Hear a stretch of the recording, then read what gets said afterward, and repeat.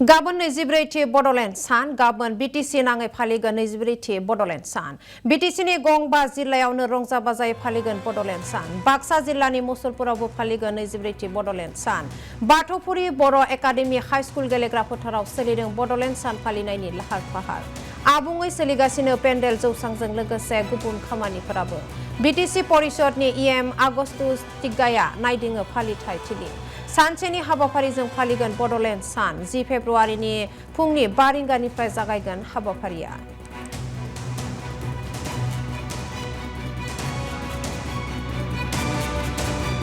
बिटिसिनि एकर्डे जोङो मुसलपुर जिल्ला बिपिएफ कमिटि हिसाबै गाजा गोमजायै खुंनो आखायाव लादों आरो गाबोन फुंनि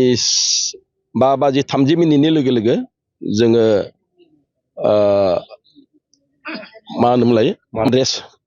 बे माराथन रेसखौ जोङो आरम्भ खालामगोन आरो बिनि उनावनो जोङो बिभिन्न इभेन्ट्सआव बिभिन्न इभेन्ट्सआव खेला जागोन गेलेगोन आरो बिनिफ्राय जोङो 8 बाजियाव उपेन्द्रनाथ ब्रह्मनि माबायाव बिबार माला बावनानै जों बरायगोन आरो लोगोसे गते मार्टियार्सफोरखौ जोङो बे दिनखालि जोङो बिथांमोननि सन्माननि थाखाय जों बिथांमोननो जों बावगोन बेबायदिनो जों माखासे हाबाफारि लादों आरो बिनि अनगायैबो जोङो 8:30 जों माखासे खेला धुला गेलेगोन ओरैगोन आरो लोगोसे 8:30 उनावनो जोङो 30 मिनिट मोनना फ्लेग हइस्ट खालामगोन बे जाबाय नेशनेल फ्लेग आरो बेखौ हइस्ट खालामगोन जोंनिया सोरमोनलाय बिजित गोरा नार्जारी बिथाङा जाहैबाय बिटिसिनि डेपुटि